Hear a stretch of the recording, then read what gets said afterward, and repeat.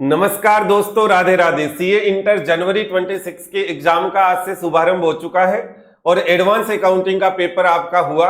Advance accounting का paper किस तरह का रहा, उसका क्या लेवल रहा, एबीसी एनालिसिस के हिसाब से आया कि नहीं आया, इसके अलावा पेपर जो है उसमें स्टूडेंट्स का फीडबैक क्या रहा, क्या क्वेश्चंस ऐसे ने नए डेवलप किए या कॉपी पेस्ट क्वेश्चंस थे, तो इन सब के बारे में एक छोटा सा मैं आपको रिव्यू बनाकर देने जा रहा हूं, जिसमें एडवांस अकाउंटिंग के पेपर के बारे में बात करेंगे और सबसे इंपॉर्टेंट साथ ही साथ में आपका जो नेक्स्ट एग्जाम है लॉ का, तो उस लॉ के लिए आप 1.5 डेज में कैसे प्रिपरेशन करेंगे, क्या उसकी स्ट्रैटेजी रहेगी, वो भी इस वीडियो के एंड में मैं आपको जरूर बताऊंगा। तो जो भी अभी एग्जाम दे रहे हैं उनको इस वीडियो के लास्ट वाले हिस्से को जरूर से देखना है।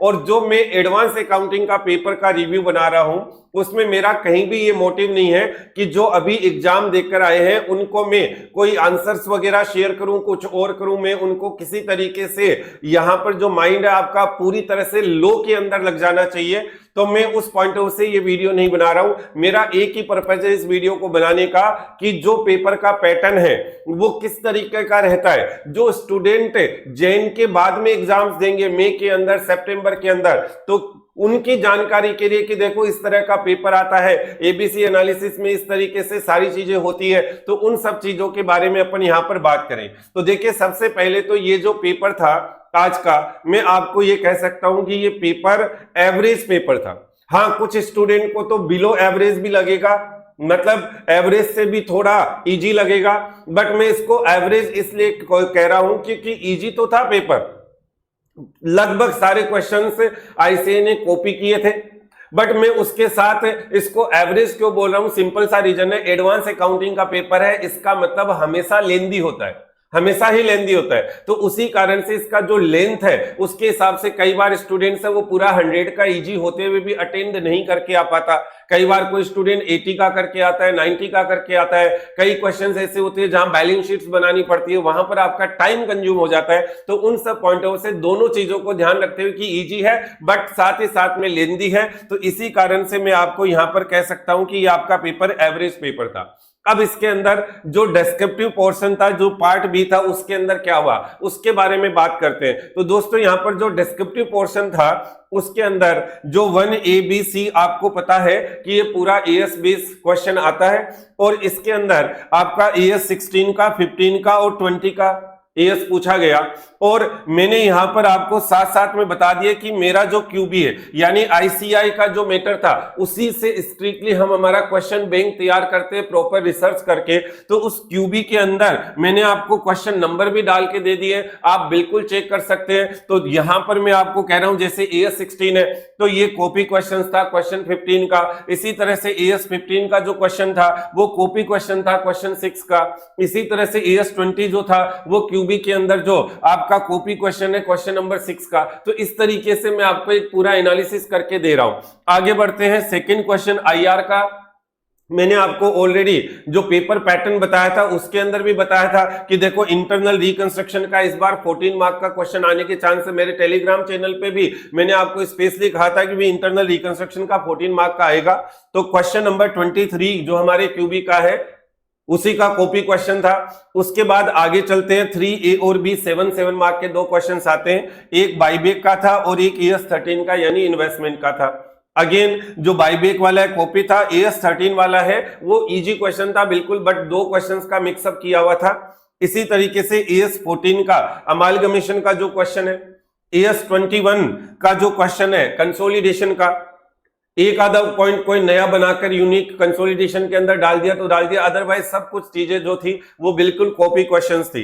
एएस 24 थ्योरेटिकल क्वेश्चन था डिस्क्लोजर का, थ्योरी बस दुनिया भर की बातें अपन एडवांस में करते रहते हैं। बहुत सारे टीचर्स आपको कहते हैं कि देखो एडवांस अकाउंटिंग तो थ्योरी है। मैं कहता हूं मत ध्यान दो फालतू बातों के ऊपर। तो देखो यहां पर प्रूव भी हो रहा है, मैं हमेशा कहता हूं मैक्स टू मैक्स 5 से 10 नंबर का थ्योरी आएगा। तो ये जो एएस 24 का जो 6A था वो डिस्क्लोजर रिक्वायरमेंट का थ्योरेटिकल क्वेश्चन था।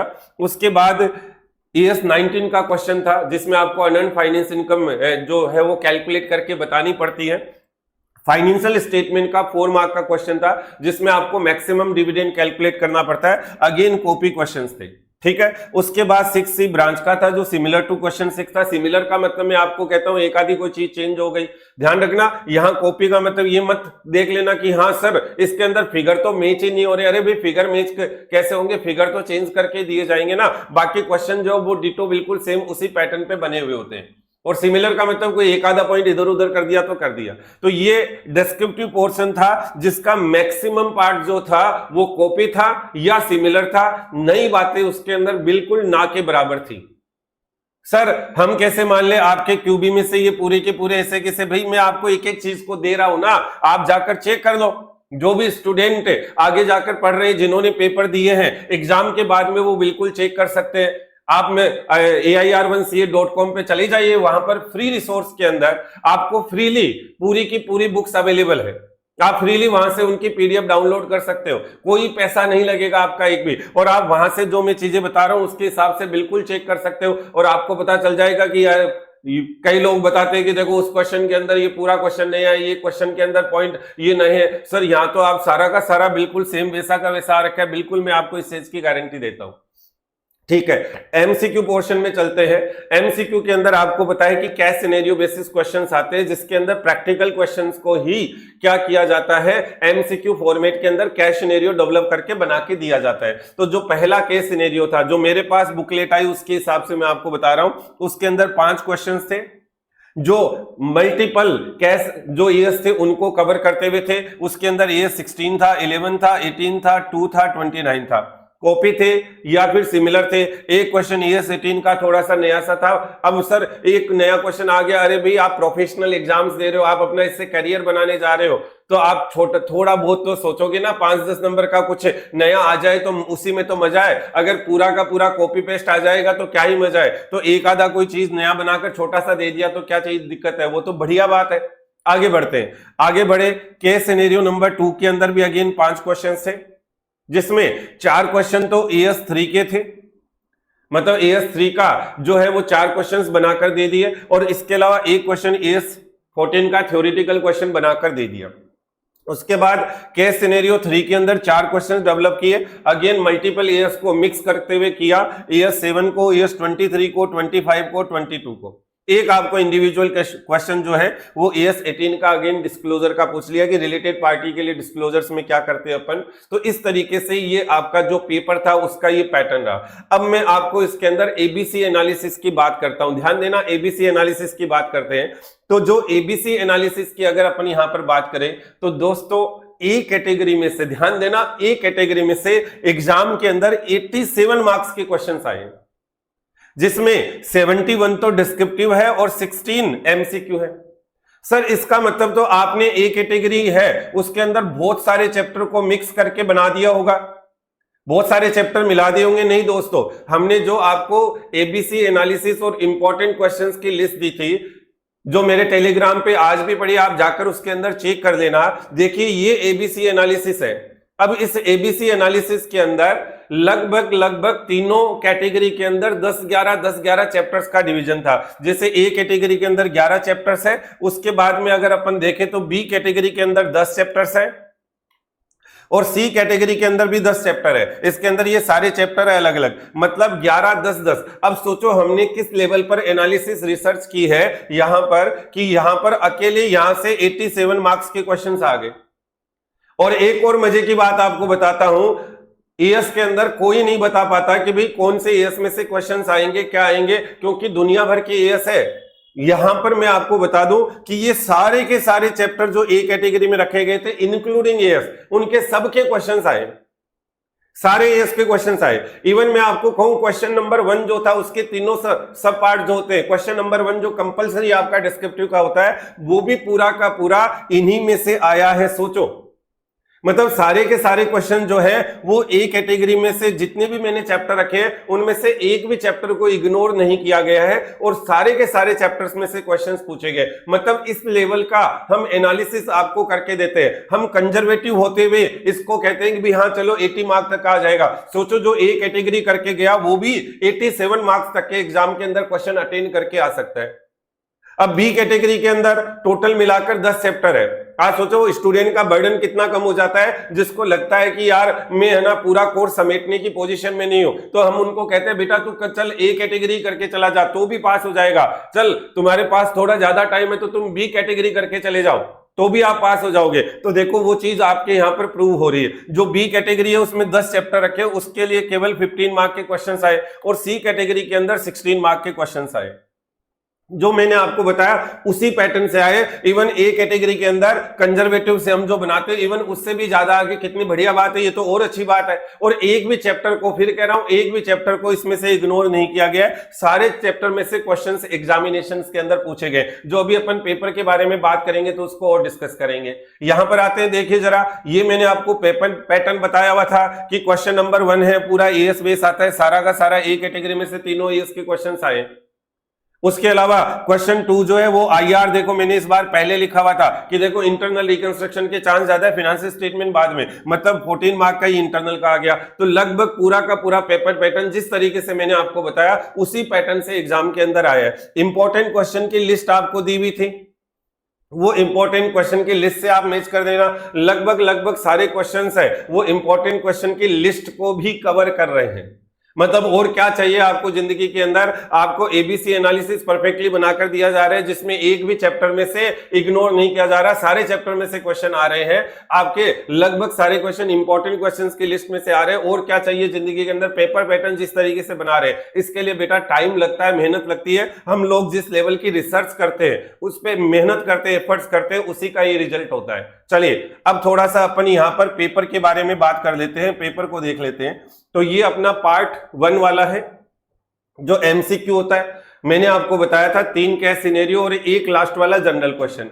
तो पहला केस सिनेरियो, उसके अंदर 5 क्वेश्चन थे, जिसमें एएस 11 और 16 का आपको याद हो तो एक बोरोविंग कॉस्ट का, जब अपन क्वालिफाइंग एसेट के लिए बाहर से बोरोविंग करते हैं तो उसमें एएस 11 और 16 का मिक्स एक टॉपिक लगता है, जो अपनी क्यूबी के अंदर एज इट इज डिटो है। तो उसी पैटर्न का ये क्वेश्चन यहां पर बना हुआ था, तो आप इसको यहां पर देख सकते हैं, बिल्कुल इसी पैटर्न का यहां पर ये पूरा का पूरा बना हुआ है। ठीक है, आगे बढ़ते हैं। एएस 18 का एक क्वेश्चन बनाकर दिया गया है, एएस 2 का एक क्वेश्चन बनाकर दिया गया है। उसके बाद आगे बढ़ते हैं, एएस 29 का एक क्वेश्चन बनाकर दिया गया है। उसके बाद में केस सिनेरियो नंबर 2 में आते हैं, जिसमें मैंने आपको बताया 4 क्वेश्चंस तो सीधे सीधे एएस 3 के बनाकर दे दिए थे, और इसके अलावा एक क्वेश्चन जो है उसके अंदर अलग से थ्योरेटिकल अमालगमेशन से रिलेटेड यहां पर पूछ लिया गया। उसके बाद केस सिनेरियो नंबर 3 में आ जाते हैं, अगेन मिक्स एएस को बनाकर एएस 7 को, एएस 23 को। एएस 7 में जैसे वो लॉस वाला क्वेश्चन होता है उसके बारे में, जिसके अपन ने दुनिया भर की प्रैक्टिस की भी होती है। इसी तरीके से ये एएस 23 का आप क्यूबी के अंदर चेक कर देना, बिल्कुल सिमिलर तरह का क्वेश्चन आपको वहां पर मिल जाएगा। एएस 25 का टैक्सेशन कैलकुलेट करने का, तो किस तरीके से अपन वो WATR निकालते, वेटेड एवरेज टैक्स रेट, वो सारा अपन ने सीखा हुआ था, उसी पैटर्न से ये क्वेश्चन बनाकर आपको दिया हुआ है। ये एएस 22 का इसी पैटर्न के क्वेश्चन अगेन अपन ने कर रखे होते हैं। और ये एक जनरल क्वेश्चन फिर अपने को अलग से और दे रखा है, जो कि अपने को यहाँ पर जनरल क्वेश्चन जो दिया गया है एएस 18 के डिस्क्लोजर से रिलेटेड दे रखा है। ये अपना इसका जो पार्ट ए था एमसीक्यू पोर्शन, इसके बारे में बात हो गई। अब आते हैं अपन बी पार्ट के अंदर डिस्क्रिप्टिव पोर्शन में। डिस्क्रिप्टिव पोर्शन के अंदर पहला जो कंपलसरी क्वेश्चन था, उसके अंदर सबसे पहला एएस 16 का ये क्वेश्चन था। डिट्टो सेम क्वेश्चन अपनी क्यूबी के अंदर है, मैंने नंबरिंग डाल के दे दी, आप लोग चेक कर लीजिएगा, बिल्कुल उससे मैच हो जाएगा। ठीक है, जो बी था वो भी यहां पर एएस 15 से रिलेटेड ये पूरा का पूरा क्वेश्चन था। अगेन क्यूबी के अंदर डिटो क्वेश्चन दे रखा है। अगेन मैं कह रहा हूं क्यूबी का मतलब ये नहीं है कि हमने क्यूबी जो है वो कहीं और से बनाया, आईसीआई का ही मैटर है पूरा, उसी से हम रिसर्च करके प्रॉपर उसको डिजाइन करते हैं। बट उन सब चीजों में बहुत एफर्ट्स लगते हैं, मेहनत लगती है, तो उसी के लेवल पर बनाया गया है। आगे बढ़ते हैं। जो सी क्वेश्चन था, 1C था, ये आपका जो क्वेश्चन था ये इसने बनाकर दिया था किसके बारे में, एएस 20 के बारे में, जिसके अंदर राइट इशू के केस में अपन कैसे ईपीएस बेसिक और डाइल्यूटेड निकालते, सिंपल। अब ये तीनों क्वेश्चन जो थे वो जो 3 एएस ए कैटेगरी में रखे हुए थे उसी से थे, यानी आप ए कैटेगरी से अगर करके जा रहे थे तो कंपलसरी के अंदर आपको 1% भी कहीं भी कोई दिक्कत वाली बात नहीं थी। दूसरा चलते हैं, तो ये पूरा का पूरा आईआर का क्वेश्चन था, ए कैटेगरी के अंदर था। ऑलरेडी अपनी क्यूबी के अंदर कवर था जैसे मैंने बताया। उसके बाद 3A में चलते हैं तो ये बाईबैक का क्वेश्चन था, ए कैटेगरी में से था। 3B के अंदर इन्वेस्टमेंट अकाउंट का एक क्वेश्चन दिया हुआ है जो बी कैटेगरी में अपन ने रखा हुआ है। सिंपल इजी क्वेश्चन है, बहुत ही आसान मजेदार क्वेश्चन है। आगे बढ़ते हैं। क्वेश्चन नंबर 4 हमेशा की तरह AS14 का अमालगमेशन का क्वेश्चन है, simple question. Question number 5 consolidation का क्वेश्चन आपको यहां पर दिया हुआ था, अगेन सिंपल क्वेश्चन था, कोई दिक्कत वाली बात नहीं थी। लास्ट में एक डिबेंचर का पॉइंट है बस, उसके अलावा तो सब बिल्कुल नॉर्मल था। अब क्वेश्चन नंबर 6 है, उसके अंदर थ्योरेटिकल एक क्वेश्चन डिस्क्लोजर का दे दिया, AS24 का जो मैंने बताया था। ये आपको AS19 का जो अनअर्न्ड फाइनेंस इनकम अपन कैलकुलेट करते हैं उसके बारे में अपने को पूछ लिया। आगे बढ़ते हैं।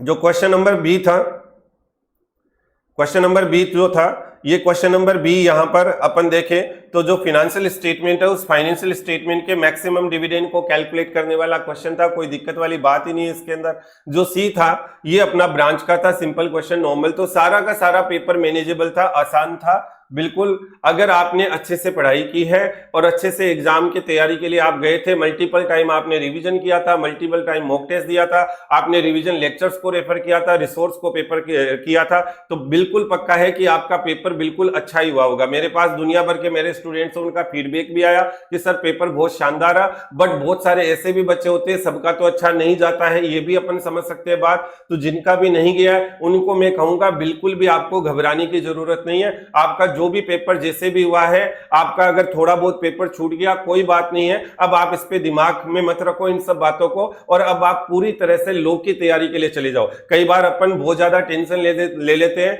बहुत ज्यादा अपन यहां पर कॉन्फिडेंस लूज कर देते थे और पता चलता है कि आगे के पेपर में पास होना था वो रह गए, और ये वाला पेपर जिसमें कॉन्फिडेंस लूज हो गया था वो पास हो गए। तो ऐसा नहीं करना है, बिल्कुल आपको अच्छे से आगे के पूरे पेपर भी जी जान से तैयारी से जुड़ते हुए देने, ठीक है। अब मैं आपको लेके चलता हूं कि अपन किस तरीके से जो अगला एग्जाम है लॉ का, उस लॉ के एग्जाम की तैयारी कर सकते हैं, उसके बारे में अपन बात करते हैं। तो लॉ के एग्जाम की आप किस तरीके से तैयारी कर सकते हो 1.5 डेज में, तो ऑलरेडी हमने टेलीग्राम चैनल के ऊपर सबसे पहले तो उसका इंपॉर्टेंट क्वेश्चन का लिस्ट, इसके अलावा एबीसी एनालिसिस सारा आपको भेजा हुआ है, तो आप उनको रेफर कर लें। दूसरी चीज मटेरियल, अगेन आप airmca.com पे जाकर आपको फ्री रिसोर्स में अवेलेबल है, बिल्कुल वहां से मटेरियल को आप ले लें। कल को पता चले कि पेपर में कुछ इधर उधर कुछ चीजें हो गई और बहुत सारी फैकल्टीज बोले कि ये तो out of the box paper था, बिल्कुल नया पेपर था, इंस्टीट्यूट को पता ही नहीं है पेपर कैसे बनाए, क्या चाहता है पता नहीं, क्या कर दिया इंस्टीट्यूट ने, चैट जीपीटी का भयंकर यूज कर दिया इंस्टीट्यूट ने। तो दोस्तों इस तरह की चीज आपको फील नहीं हो तो उसके लिए मैं फिर कहूंगा कि आपको तुरंत से तुरंत आपको जो air1ca.com का लॉ का मटेरियल है उसको रेफर करना चाहिए। बहुत ही शानदार तगड़े लेवल का, बहुत मेहनत करके, एफर्ट्स करके, एक एक चीज की रिसर्च एनालिसिस करके बनाया हुआ है, ठीक है। तो आप वहां से उस मटेरियल को रेफर कर सकते हैं air1ca.com पे जाकर, फ्री रिसोर्स में जाकर। आपका बिल्कुल कोई पैसा भी नहीं लगेगा, आप सारी चीजें डाउनलोड फ्री से, आप यूट्यूब पे जाकर रिवीजन वीडियो को फ्री में देख सकते हैं। अब देखिए किस तरह का अपना प्लानर रहेगा उसके बारे में अपन बात करते हैं। तो देखिए आज का जो अपना टाइम है, उस टाइम के अंदर सबसे पहले बहुत ज्यादा टायर्ड है अपन, तो अपने को आज के दिन में कुछ ज्यादा कुछ तो नहीं करना, लेकिन एक काम कर सकते हैं ना अपन, जो ए कैटेगरी के कुछ चैप्टर है, जो छोटे छोटे चैप्टर है, जो अपन ऐसे ऐसे एक एक घंटे में, आधे आधे घंटे के अंदर निपटा सकते हैं, तो आज का जो टाइम है उस टाइम को अपन यूटिलाइज करेंगे सबसे पहले तो उन छोटे छोटे चैप्टर्स को कवर करने के अंदर। जैसे कौन कौन से चैप्टर हो गए, declaration in payment of dividend हो गया, जो कि मेरे इवन एडवांस अकाउंट के अंदर भी आता है, अभी आज एग्जाम में क्वेश्चन भी आया, ठीक है। रजिस्ट्रेशन ऑफ चार्जेज हो गया, acceptance of deposit by companies हो गया, इसी तरह से ये जो जनरल क्लोजेज है और ऑडिट एंड ऑडिटर्स है, तो ये 5 चैप्टर जो है ये छोटे छोटे चैप्टर्स है। तो इन छोटे छोटे चैप्टर्स को आज आप निपटा लोगे। पीडीएफ फाइल जो ये मैं बता रहा हूं इसको ऑलरेडी टेलीग्राम चैनल पे शेयर किया हुआ है, वहां से आप इस पीडीएफ फाइल को एक्सेस कर लेंगे और बिल्कुल इसी पैटर्न को फॉलो करते हुए चल लेंगे, आपको बहुत अच्छे से तैयारी हो जाएगी, ठीक है। आपको टाइम एलोकेशन करके दे दिया है कि इतने इतने टाइम में आप इनको कर दीजिएगा आज के टाइम के अंदर, तो बिल्कुल आसानी से आप इनको तैयार कर दोगे, ठीक है सर। अब आ जाएंगे अपन डे 2 के अंदर। डे 2 अपना सबसे इंपॉर्टेंट रोल प्ले करता है। तो छोटे छोटे अपन ने उधर अभी अभी देखा, ए कैटेगरी के 5 चैप्टर को अपन ने पहले ही निपटा लिया। तो अब डे 2 के अंदर क्या करेंगे, डे 2 के अंदर अपन 7:45 AM पे, सब कुछ इसमें लिखा हुआ, आप पीडीएफ से एक्सेस कर लोगे। 7:45 AM पे सपोज जग गए, क्योंकि आज अपन ने थोड़ा लेट नाइट तक स्टडी किया तो 7:45 पे जग गए। तो अब अपन ने 8:30 से अपने रूटीन एक्टिविटीज को पूरा करके 8:30 से अपन ने क्या किया, अपना रिवीजन शुरू कर दिया। अब रिवीजन शुरू कर दिया तो सबसे पहले फेमा जो बहुत स्कोरिंग आपका चैप्टर है, हालांकि उसमें कुछ रटने याद करने वाली बातें भी होती है, कुछ चीजें को याद भी करना पड़ता है, बट बहुत स्कोरिंग होता है। तो मैं चाहता हूं कि आप सबसे पहले इसी को तैयार कर लो। सुबह सुबह अर्ली मॉर्निंग आपका फ्रेश माइंड होगा, और फेमा जो ऐसे लगता है कि यार टफ है, कुछ भी नहीं। अगर आप उसको अर्ली मॉर्निंग आप फ्रेश माइंड से स्टार्ट करते हो तो आपका वो चैप्टर तैयार हो जाएगा और बहुत अच्छे स्कोरिंग मार्क्स उसके अंदर एग्जाम के अंदर आते हैं। उसके बाद में आपने accounts of companies incorporated outside India, और इसके अलावा एलएलपी, इस तरह ये 3 चैप्टर का आपने एक स्लॉट ले लिया और इनको पहले कर दिया। उसके बाद में एक ब्रेक ले लिया, ब्रेक के बाद वापस से आपने स्टडी को शुरू कर दिया। सारा टाइम एलोकेशन वगैरह आपको दे रखा है। यहां पर आप सेकंड जो आप अपना सेशन स्टार्ट करोगे डे 2 का, उसके अंदर आपने एलएलपी निपटा लिया। यहां तक आपने जो काम किया एलएलपी तक काम करके, और आपका ए कैटेगरी का जो पार्ट है वो पूरा हो जाएगा। ठीक है, अब क्या करोगे आप, prospectus in allotment management and administration, ये आपने क्या किया, ये स्लॉट नंबर 2 जो आपने बनाया होगा उसके अंदर आपने इसको निपटा लिया। कोशिश करेंगे कि जो टाइम एलोकेट आपको किया गया है उसमें से भी आप 5-10 मिनट सबके अंदर थोड़ा थोड़ा बचा लो, 5-10 मिनट बचा लो। तो उससे क्या होगा, उससे अगर कोई आगे जाकर लगता है कि यार कोई टाइम टेकिंग टास्क है तो उसके अंदर आप टाइम डेडिकेट कर पाओगे। तो इस तरीके से आपने ये सेकंड स्लॉट भी अपना पूरा कर लिया। अब आगे अपन थर्ड स्लॉट में, थर्ड स्लॉट में क्या किया अपन ने, शेयर कैपिटल और इनकॉर्पोरेशन ऑफ कंपनी, ये काम अपन ने कर दिया। ये अपने डे 2 के अंदर हो गया, जिसमें ए कैटेगरी का भी पूरा काम हो गया और बी कैटेगरी के अंदर से भी सारा का सारा काम अपना कंप्लीट हो चुका। तो अब अपन आ जाएंगे अपन एग्जाम वाले दिन, थोड़ा सा टाइम है। तो जिनको लगता है कि नहीं बस बहुत है, हर हर महादेव, ए बी कैटेगरी बहुत है, बस इतना ही काफी है, तो फिर आप उसी को रिवाइज वापस कर लो। अगर आपको और नहीं करना है, आपको लग रहा है कि यार मेरा जो एलोकेशन था उसके अंदर कहीं ना कहीं थोड़ी बहुत कमी रह गई, मेरा कुछ बैकलॉग रह गया, मैं उसको रिवाइज नहीं कर पाया कोई 1-आधे घंटे का, तो सबसे पहले आप एग्जाम डे वाले दिन आपकी अब तक की प्रिपरेशन में, स्ट्रैटेजी में अगर कोई कमी रही है, अगर कोई बैकलॉग रहा है, सबसे पहले प्रायोरिटी में उसको निपटा लोगे। और उसको निपटाने के बाद अब आप क्या करोगे, ये जो इंटरप्रिटेशन और प्रिलिमिनरी वाला है, प्रिलिमिनरी में से कोई क्वेश्चन आता ही नहीं लगभग एग्जाम में, इंटरप्रिटेशन वाला जो है वो कितना भी कर दो आपको पूरे मार्क्स उसमें मिलते नहीं है, और दूसरा भयंकर चैप्टर है, टफ चैप्टर है। तो ऐसे केस में ये जो कचरा चैप्टर इनको अपन ने लास्ट में रखा हुआ है। कई महान टीचर्स जो है वो इंटरप्रिटेशन को कहते हैं कि नहीं आप पहले ही कर लो उसको तैयार, टफ वाला जो चैप्टर है उसको पहले तैयार कर लोगे तो बढ़िया रहेगा। अरे भाई उसके अंदर उसका बेचारे का सारा टाइम चला जाएगा, वो क्या करेगा। तो इस तरीके से आप अपनी ये प्लानिंग जो है, स्ट्रैटेजी है, उसको यूज कर लोगे। ठीक है, तो ये पूरा का पूरा पैटर्न आपको दे रखा है पीडीएफ फाइल के अंदर, मैंने आपको बताया। दूसरी चीज, पेपर पैटर्न किस तरीके का रहेगा, किस तरह से एग्जाम के अंदर आएगा, वो भी आपको दे रखा है पीडीएफ फाइल के अंदर। और इंपॉर्टेंट क्वेश्चन की जो लिस्ट है, एबीसी एनालिसिस है, ये सारी की सारी चीज दे रखी है। और रिसोर्सेज के लिए मैंने आपको बताया, आप air1ca.com पे चले जाओगे और वहां पर जाकर आप जो है कलर के अंदर जो पीडीएफ अवेलेबल है उसको फ्रीली डाउनलोड कर सकते हो, कोई पैसा नहीं लगेगा। और अतुल अग्रवाल जो जिस चैनल पे ये वीडियो चल रहा है उसी में जाकर आप सर के रिवीजन वीडियो देख लोगे, आप डिफरेंस पता करोगे कि कितने डेडिकेशन से सर ने, कितने शानदार एफर्ट्स करके, मेहनत करके और उन रिवीजन वीडियो को तैयार किया है। उन जो कॉन्सेप्ट नोट्स और क्वेश्चन बैंक है, जो क्यूबी और सीबी उसको तैयार किया है, और फिर वो आउट ऑफ बॉक्स वाला कॉन्सेप्ट थीम है वो नहीं लगेगा। अगर आप इनको फॉलो कर रहे हो, अच्छे से तैयारी कर रहे हो, तो वो थीम फिर आपके ऊपर अप्लाई नहीं होगा। तो दोस्तों, अगले वाला एग्जाम जो आपका लो का है और उसके आगे के भी जितने आपके एग्जाम्स है उनके लिए wish you all the best. बढ़िया से तैयारी करोगे और किसी भी तरीके से ध्यान रखना, कॉन्फिडेंस आपको 1% भी लूज नहीं करना है हर लेवल पे, क्योंकि आईसीएई एक आधा पेपर ऐसा है जो थोड़ा सा टफ करता है, बिल्कुल प्रोफेशनल कोर्स करेगा, लेकिन पहले तो आपको घबराना नहीं है कुछ भी नहीं। और फिर कहूंगा एडवांस अकाउंटिंग का जो आज का पेपर होगा उसको देखकर तो आपको मजा ही आ गया होगा, आपको पेपर देखते ही लगा होगा वाह क्या पेपर है, वो पेपर देखकर मजा आ गया। तो ये बिल्कुल एडवांस अकाउंटिंग का पिछला एग्जाम जो था उसके अंदर भी बहुत बढ़िया पेपर गया बच्चों का, और ये पेपर भी आपका बहुत ही शानदार गया। और एक चीज छोटी सी और बता रहा हूं एडवांस अकाउंटिंग के आज के पेपर के अंदर, अगर आप केवल ए कैटेगरी करके भी चले जाते हैं एग्जाम के अंदर, तो डिस्क्रिप्टिव वाला जो पेपर है उसका लास्ट वाला क्वेश्चन छोड़ दो तो आप पूरा का पूरा पेपर अटेंड करने की पोजीशन में थे। और एक इन्वेस्टमेंट का चैप्टर अगर आपने और किया हुआ होता, ए कैटेगरी पूरी और एक इन्वेस्टमेंट का चैप्टर, यानी क्वेश्चन नंबर 1 से लेकर 5 तक सारे के सारे उसी में से थे। क्वेश्चन 1 से 5 तक के सारे क्वेश्चंस ए कैटेगरी में से थे, केवल एक इन्वेस्टमेंट वाला जो बी कैटेगरी के अंदर था। मतलब इस लेवल का आपको रिसर्च करके दिया जा रहा है, सब कुछ आपके लिए फ्रीली अवेलेबल है। जब एग्जाम आपके खत्म हो जाए तो आराम से सारी चीजों के लिए रिसर्च कर लेना। आप अपने दोस्तों को बताना कि देखो ये क्वेश्चंस यहां से आ रहे हैं, जो भी आपको कहे कि आउट ऑफ द बॉक्स है, ये इसके अंदर नहीं था, ये नहीं था, वो नहीं था, तो आप बिल्कुल उसको बता सकते हो। तो थैंक यू सो मच, मिलते हैं आगे, बाय बाय, राधे राधे।